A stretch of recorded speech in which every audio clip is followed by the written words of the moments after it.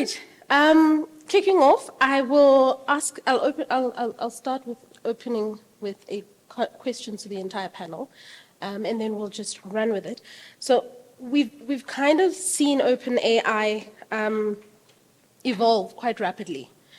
And in the last few years, what is your view in the change and the development in the space? And most importantly, how is it reshaping traditional banking? I'll start with you, Alcinda. Sure. Hi, everyone. Can you hear me? Great. Thanks for having me. I think what you're starting to see is that open banking is becoming more and more mainstream. It's either being led by regulation or it's market or consumer led, which I find very exciting. I think a few panelists yesterday and today spoke around in the EU, the PSD2 that will be upgraded to a PSD3 that's driving open banking and making it a directive. The same for the UK, where the CMA is regulating that. But what's exciting for me is how in other economies like South Africa and other parts of Africa, that it's being led by the market and consumers, which tells you that there is a demand for it. So I think that's quite an exciting, it's an exciting trend. And, you know, we speak a lot around customer centricity. And if we truly do live that, then we should be embracing open banking.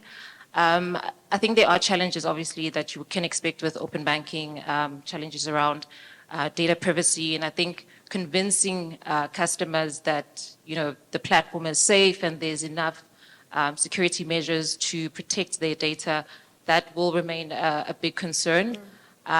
You're also starting to see, like, you know, banks operating in a more platform business model, and they're collaborating with third parties, which is also quite exciting. So there's a lot happening in terms of, you know, sharing of data, but the key or the main concern that still remains is around the security and what measures we're putting in place to mitigate those.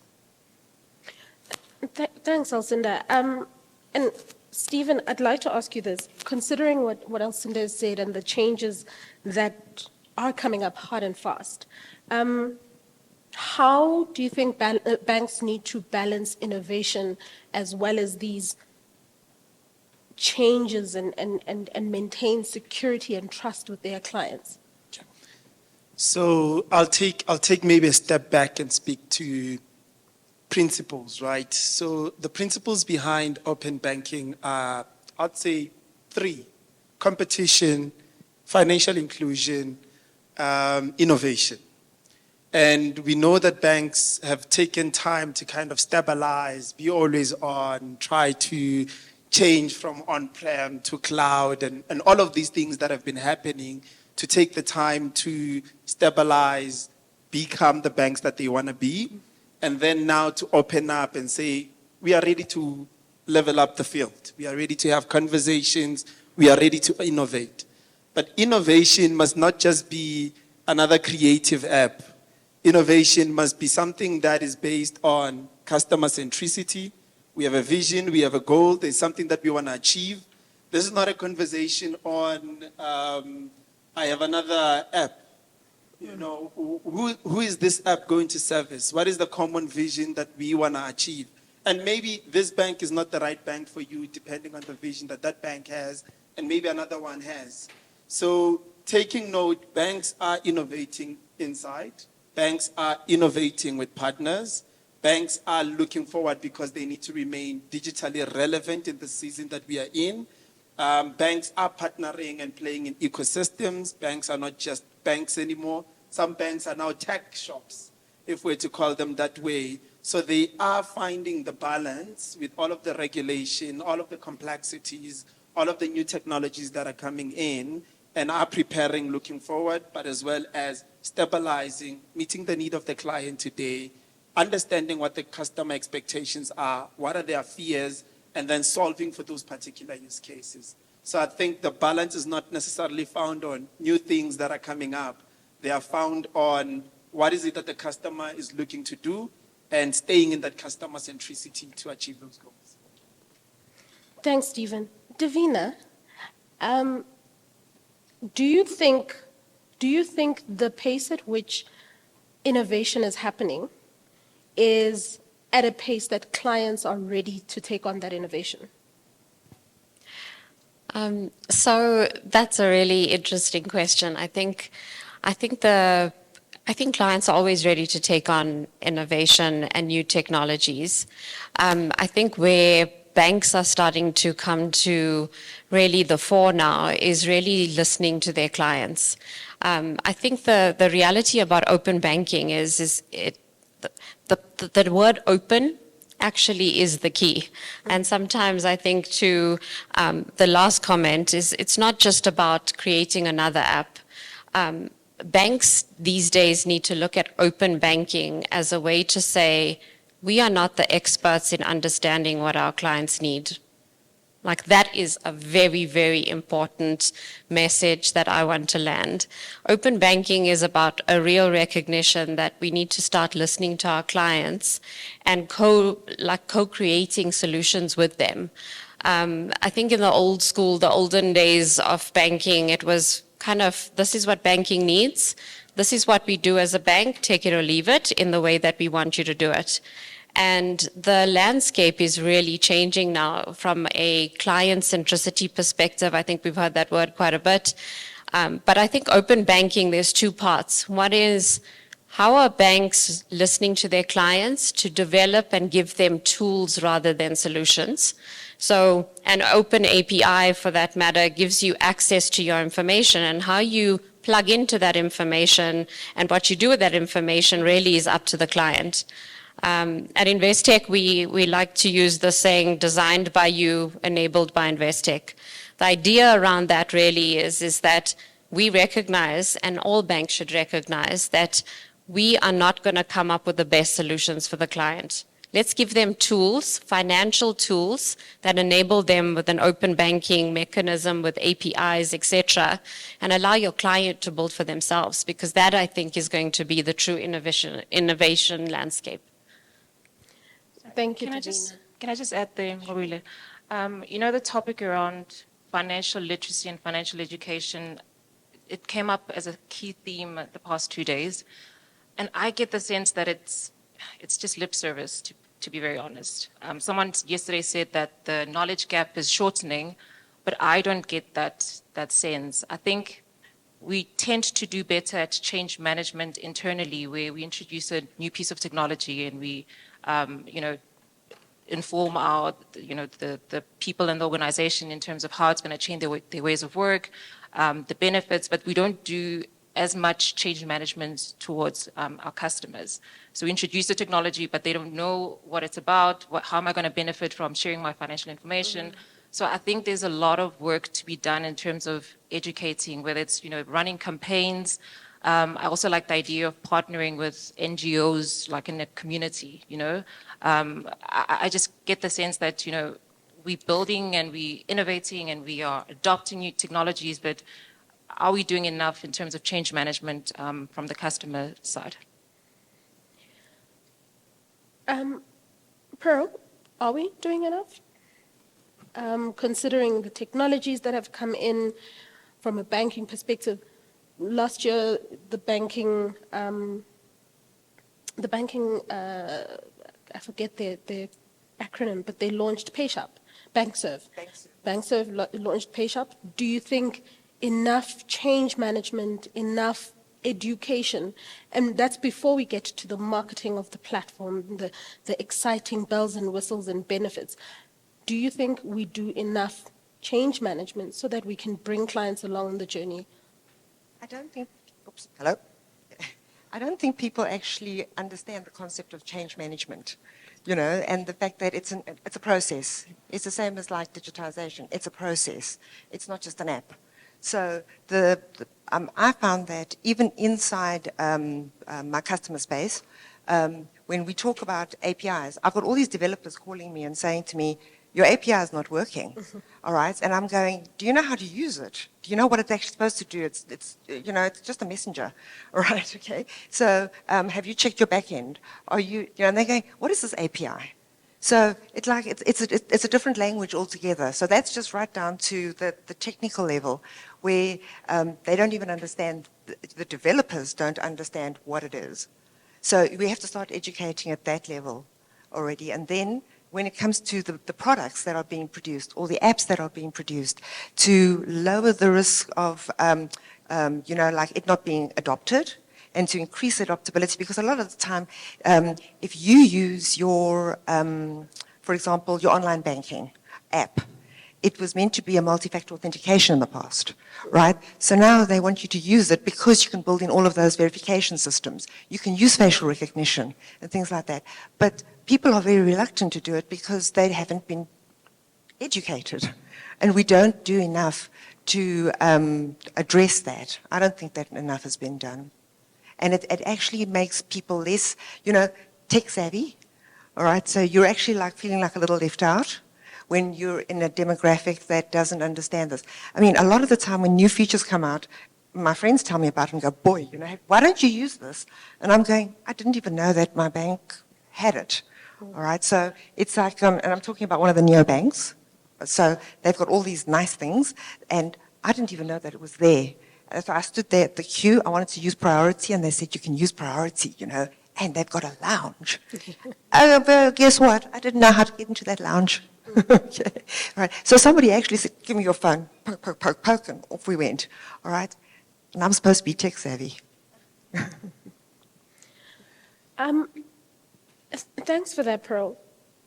To the panel, and I'll start with you, Alcinda, because you kind of poked the bear. With the changing landscape of open AI, APIs are considered the connective tissue between that door and that door. You get to talk to each other. They have a great conversation.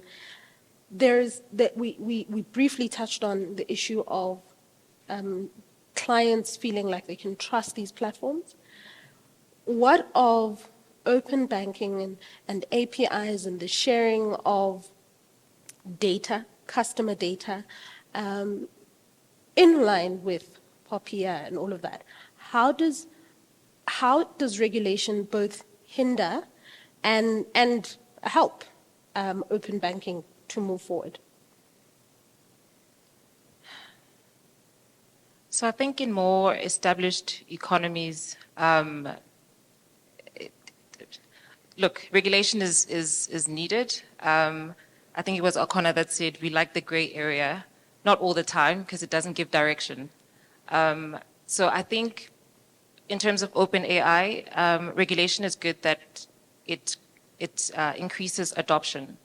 Like I mentioned earlier, the likes of the UK and the EU, as a directive, they have to, follow through with open banking. So the flip side of the coin is where it's not a directive, you see slower adoption.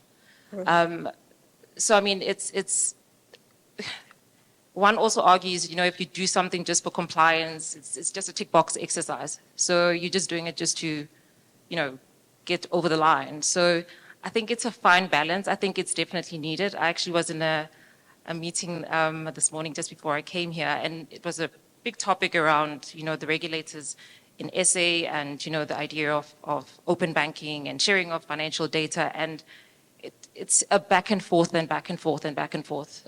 So as much as other people might enjoy the gray, I think it's needed to just give direction. And if in the case of open banking, it does increase adoption. That's my take on it. Pearl, do you think Are you picking on Pearl today? No. But do you think that banks in the current status quo are still competitive? Do you believe that Standard Bank, Investec, Rand Merchant offer in their digital presence, do they offer significantly differentiated products to their customers and can truly say they are competitive for clients? No. I don't think so. I think that as banks, they would offer pretty much a suite of banking products and services. Your differentiator is going to be the service, where you are, your niche is, and as Stephen said, all right, if I like to use something at a specific bank, then that's the one I'm going to use. If I'm going to get better service from them, that's where I'm going to go. And if you are in the innovation space and you like a Gen Z, and you want everything to be online, and you never want to have to go into a brick and mortar building to go and do your banking, then you're going to probably go and choose a bank where the friction is a lot less. So in terms of that, if a bank can offer you frictionless ways to do things, and you're talking to a specific market, then yes, they will go with that. If you are still going to be doing your banking, using cards, because remember there's a significant population group that will not utilize electronic and online banking, then the best thing then for them is they would prefer to speak to somebody. So, Stephen, how do you think banks can leverage APIs to stay competitive? So I think, firstly, APIs are not the silver bullet of solving competition problems. I think it's very important that we get that across. That APIs are integration points, use cases are what solves competition issues. But what they can do is create a level field for competition. Because now they're bringing incumbents which are really good in what they do, which can solve for a particular niche or use case, and in that environment they can then become competitive, and by so doing they can either partner full-time with that, make it one, or not. But what APIs also do is that they are now creating multi or omni-channel management. Now I can manage ABSA as an aggregator and manage FNB and manage Standard Bank because I have all of their APIs, and then I can service the customer at a much better way than they can do. But also, with that said, the banks are still eating something somewhere because they are the ones providing you with those solutions. So I think they're just opening and giving customers more choice. They're giving customers better ways of being managed. They're giving customers better aggregation. But they're not the silver bullet to solving the problem. Sometimes to solve the problem, you just need to tell people what you have. Sometimes innovation is the hospitality of an individual who stands in the branch. And that's it. But just to give you an answer, it's not the silver bullet to solving competition, but it's definitely opening up and leveling the playing field and creating ecosystems where customers are omni-served, if I were to put it that way. Thanks, Stephen. Devina, what are some of the examples of APIs that you believe are great examples of leveling the competition field, integrating well, whether it's with banks or with fintechs? So I definitely echo the sentiments. APIs are not going to be the silver bullet in terms of competitiveness from a banking perspective. I think it comes down to what client solutions you're coming up with and how you're actually solving clients' very real pain points. I often like to say that, when you think about new technology, innovation, it all really, the rubber starts hitting the road when you're actually solving a client's very mundane pain point in his everyday business or everyday world. I think there's some really exciting, a very hygiene API, for instance, that gives you a transaction history or allows you to make a payment. If you think of anything that you could do on your online platform, on your website or your mobile, an API that allows you to do that from your client system is game-changing for any business. Being able to plug in real time to do your bank ledger and your bank recon for a business, rather than having to log on to a website or a portal, makes life exceptionally easier for any business banking client. So sometimes, in fact most times, the solving a business banking problem for a client around their daily issues. I want to make a payment. I want to do a bank recon. I want to check when a debit has come in or a credit has kind of come into my account. If we can do those simple things and allow a more real-time world for our clients, I think that's where you're going to get some real magic happening. The API is just, I often say to people, an API is you use every day. You use everyday APIs on your smartphone app. You don't actually just know it. The mere convenience of allowing you to, when you download an app, and then it says log in with your Facebook or Twitter ID, an identity API, for instance, makes your life very, very exciting. I think internationally we're seeing some really exciting things around identity APIs, allowing you to kind of change the way you log in not only to banking platforms, but using that same sort of login for any other platform in any other part of your life. So I think APIs really is about democratizing this landscape for banks. It's about really saying, how do I actually start taking banking into the heart of my clients' lives? I often say if I'm sitting on the couch and I'm basically have, an Apple TV or whatever, I want to be able to ask Siri to make a payment. I must log into my Investec bank account and make the payment to the beneficiary of my choice. Let me do that by a voice recognition and in a safe and secure way. For me, APIs is really about how do I bring banking into the heart of my life as an individual client and into the heart of my business as a business client. And if we can do that successfully, I think we as banks are going to leapfrog, generations. And we have the opportunity in South Africa, to do it, just because of the sophistication of our banking system. I think to many of the points earlier, we've seen international ecosystems. We've got the PSD2 in the European Union. In the US, you don't have a real PSD2 type regulation. So there's pros and cons of regulation and not regulation. But the reality is, I think, for me, regulation and innovation gets tied together really around security.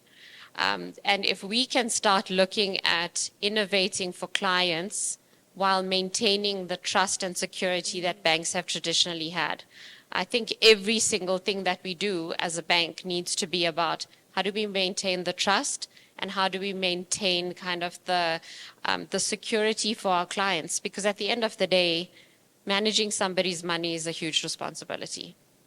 And if you're managing either a business or an individual's money, you don't mess around with that. So I think at the very heart of everything we need to do as a banking sector, it needs to be with the client's safety and security in mind, and then innovation comes after that.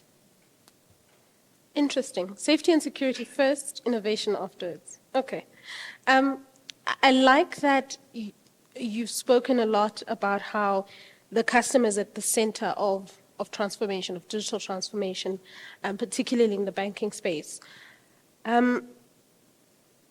What would you say are the untapped opportunities that still exist that you are seeing in the next year or two?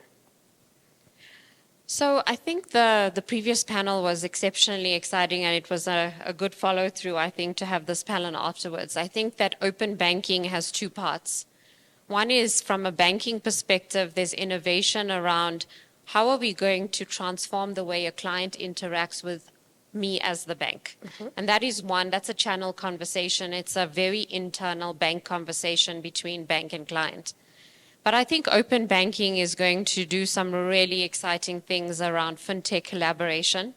And it's the other part about enabling third parties to actually service clients and tap into not only your distribution networks as a bank, but also to tap into your muscle, which is often the regulatory muscle. We often talk about it, and I like to, when I speak to other fintechs, the collaboration really is about let's recognize each other's strengths. Fintechs can go really fast, really quickly, and can innovate on a very thin slice of an offering from a bank. The banks have a muscle in terms of regulation, dealing with the likes of your PASAs, your bank serves, payments, gateways, etc. And we have years and years of building that muscle.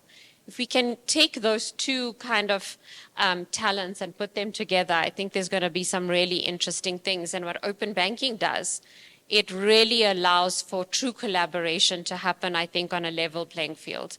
It allows a fintech to come in and say, I have a specific niche muscle that I'd like to kind of flex with you. And it allows the kind of the fast tracking of that collaboration to happen at a technical level. Because I think very often fintechs and banks struggle, and the collaboration is kind of drawn out just because they can't actually start speaking to each other at a technical level. Banks are heavily locked down, in terms of who they let in and what they're allowed to do. And I think the security mechanisms, the OAuth security mechanisms, which is your open security standards around open banking, is allowing for that to happen in a far more exciting way now. So I'm super excited in the next 2 to 3 years to see what the fintech collaboration from open banking is going to look like, because I think that's going to be an interesting transformative exercise. Thanks, Devina. Alcinda, that said, what do you think are the ways in which banks can ensure that open banking benefits reach everyone, not just the tech-savvy customers, but they reach everyone? So I can't overemphasize the need for financial literacy and education, right? It's through campaigns, it is through, you deploy a new piece of technology, go out there, educate the customer. For me, I cannot, I'm a big advocate for that. I think also secondly, you must design with simplicity in mind, right? So I need to easily know how to navigate your app or whatever you're proposing to me. So there has to be simplicity when you're designing for me. I think from a marketing point of view, it needs to be inclusive. It needs to be able to speak to a Magogo in East London, in the rural areas. So you must take demographics into mind. But I think for me, it's just education, and you'll then see, it'll build trust, which then will also see the surge of open banking. I always say banks can learn a lesson or two from WhatsApp. I don't think there was ever a marketing campaign for WhatsApp. We kind of all just got onto that bandwagon and we rode it. My question is going to be for you, Stephen, just around open banking and how it's expanding. Barring security, what do you think are the other things that as banks you need to be mindful of as it grows and it expands? I was going to start with security because the biggest brand of a bank, especially the traditional banks, are trust. That's like the biggest brand. They're trusting us with their money. They don't know what we're going to do with it, but they know when they knock on the door tomorrow and they ask for their money, they're going to find their money there. We must never break the trust as a bank. So even if a fintech works with us and it services a niche market that a bank would never touch, the fact that there is a trust element that the bank has, they will continue to use that service, that last mile distribution that that a client is bringing to them. But we must never break the element of trust. So besides the technology, besides the security, a bank is trusted. Let's keep that element of trust intact.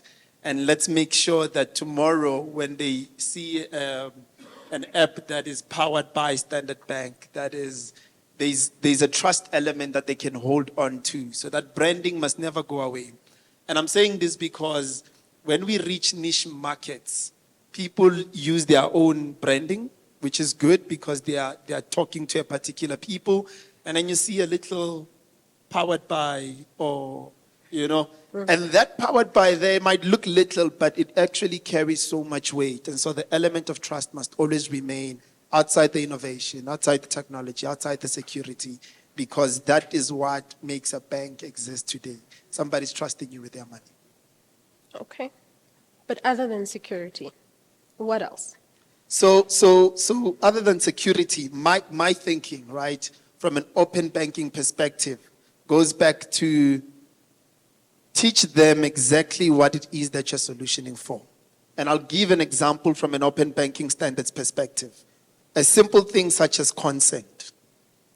If I give you an API that requires a customer consent to authenticate a transaction, a lot of times you just see a small notification that says, are you the one who is agreeing to this transaction?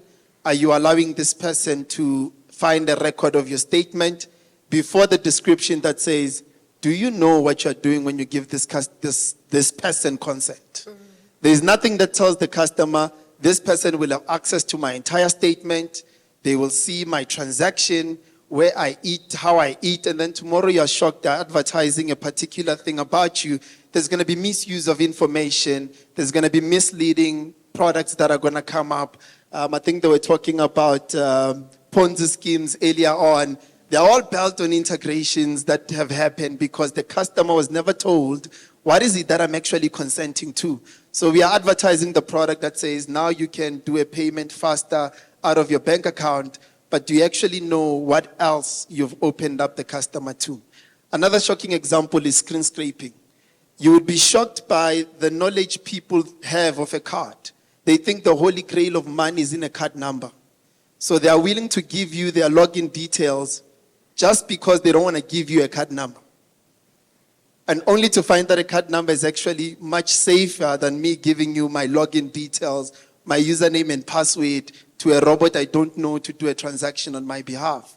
So that learning and it's a big thing, especially for open banking in my perspective, to make sure that we get the customer to understand when we say we are opening up, what does it actually mean? And at that moment, when they're about to approve that transaction, approve that consent, they will pause for a moment and say, what data am I giving this person and how does this affect me in future? Thanks, Stephen. So just for me, as a customer, you are saying I should rather put in my card number, my CVV, and that little datey thing when I purchase online, rather than logging in on using my online details. So to help you, so screen scraping, right? What happens is they are bringing the screen of your bank as though it is the bank screen. Yes. But it's actually not. They are then hovering on top of that screen as you type in your username and your password. And then there's a robot there that goes to pay beneficiary, puts in the account details on you. You are not aware. You're just seeing a transaction happen. But a robot is actually storing your username and password. And then it's doing the account benefits at the back end. And then it's approving the payment. Which means whichever service provider has used your details, they actually have them stored somewhere.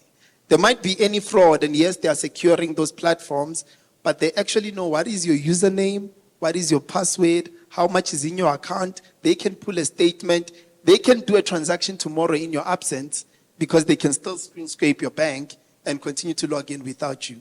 So I would rather you find a PCI-approved environment, put in your card number, your CVV. Those are approved. An SMS is going to go to your bank and saying, yes, I'm doing this transaction. You're going to approve from your bank that you're doing that transaction, and that is much safer. But people's perspective believe the holy grail of their money is in their card. If I have access to your account, I can do more than if I have access to your card, because your card might have limits. It might have, a transaction limit of 2,000 rands. But if I just enter and you have a transaction limit on your EFT of 10,000 rands, I can clean you up tomorrow, just to give you a sense. But thanks, Stephen. I'm going to circle back. Alcinda, you spoke about financial literacy, but also being able to speak to Ukoko in the Eastern Cape. What Stephen has said is, it's not complicated, but it has a level of complexity for the average person who doesn't work with these things on a daily basis. How do we then ensure that as OpenAI is going to scale and grow, we begin to make this information available to clients, but also make it available in layman's terms? How do we begin having a conversation in a language that the people who need to understand actually do? So this makes me think of the very controversial topic around branchless society. I'm not a big fan of that school of thought. I'll give an example. I hope there's no one from Time Bank, but if they are, I do apologize. I attended a conference about 2 months ago, and I think it was the CEO of Time Bank that, spoke about all good things about how quickly it is to open a Time Bank account. And I thought, well, this is pretty cool.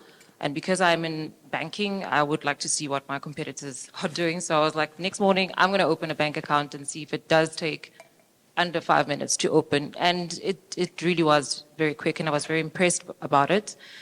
But then the challenge came where I wanted to transact, and you can at a kiosk in Pick and Pay or Boxers, and I went to one, and there was no one there to assist me. Now, I'm very I'd like to think I'm tech savvy, but the idea that I could not have a warm body help me at that point in time frustrated me to no end. So I think, there is still merit to having branches, so that if I do want to speak to someone, there must be a warm body to help me at that point in time. So I know it's a very controversial topic, but I think that's one way of solving the problem. Support can come in different forms, right? Just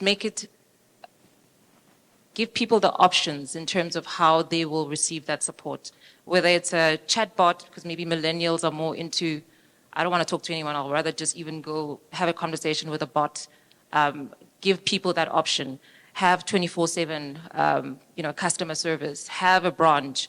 Just create avenues where people can, get the education that we were speaking a lot about. So I think it's just giving people options in terms of the different channels that they can get the support that they need. Thank you very much. Devina, what do you think have been the biggest sort of security complexities and risks that you've encountered in the API and open banking field, and how do you believe that banks can mitigate this so that Stephen does not lose sleep? So I think it talks to this point of education, because I think this, the very example that you mentioned now about giving your card details versus putting in your username password it's actually not an open banking problem. It's a problem that's been there for years, actually, even prior to open banking. And so what's super interesting from a security perspective around open banking is, one is there are approved security standards that are international standards around what you need to do as a bank when you open up banking. And it speaks to, one, around how do you allow your client to consent for their data to be shared? Number one, consent is a really, really important thing. And how do you allow for your client to do that in a very real-time, educated way? You hear this in other industries. The hardest thing about anything is making it simple, right? It takes hours and hours sometimes, and in fact sometimes years, to kind of come up with a one-line campaign. But actually, just to make it that simple takes all the effort. And I think what we are finding from an open banking perspective is that clients are very proactive when it comes to asking about security. They know that actually open banking is going to allow them to get real-time data in a far more accessible way, but they're actually concerned about security and what that means. So the first thing I would give from a guidance perspective to any bank, any financial player in the sector is put together a really nice FAQ for your clients around security in open banking and what does it mean. Like, that is just standard, and it's not in your bank language. It's around, go and sit with clients and ask and get the questions from them and practice giving back those answers, because they will tell you when they don't understand. So that's number one.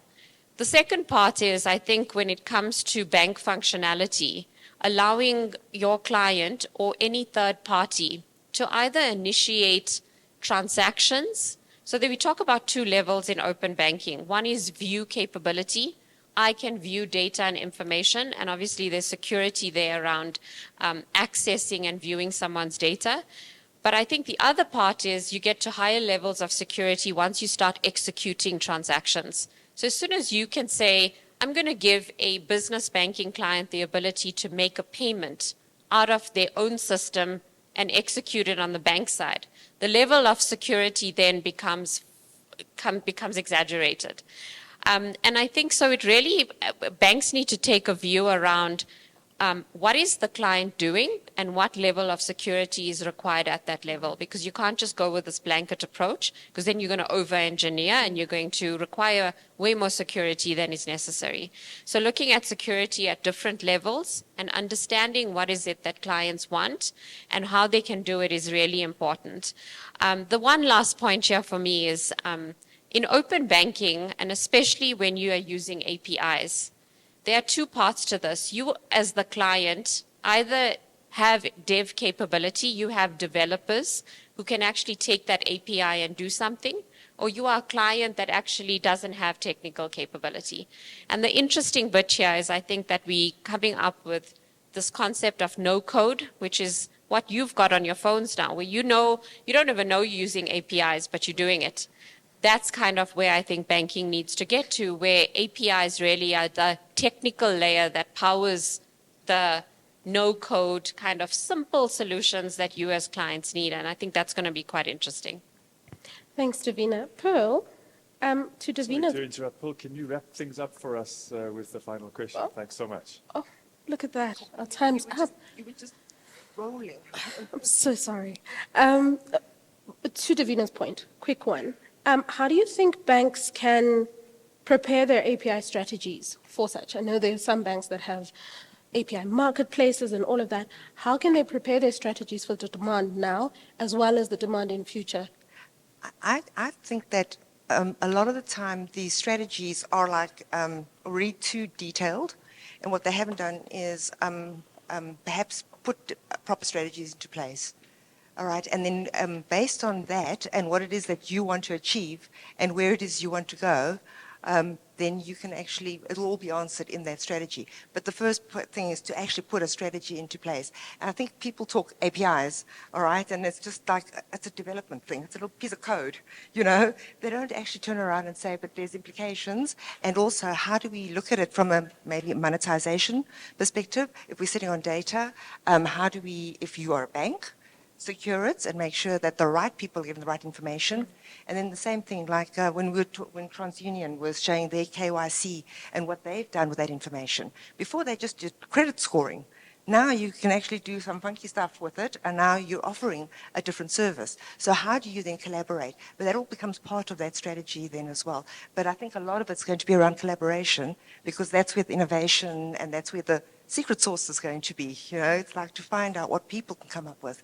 And also where you are, where we're sitting in traditional banking, you don't actually see the other side, the other economy, that informal economy that's happening. Right? And those are where we're going to pick up a lot of the innovation then, and how to use the building blocks. Before I hand over my mic, please indulge me. I'd like a hand from each bank that is saying they are willing to collaborate with fintechs. Oh, that took a while. Okay. Get them after the session. Thank you very much, everyone, for your time. Thank you very much to the panelists. Really appreciate you. A round of applause, please.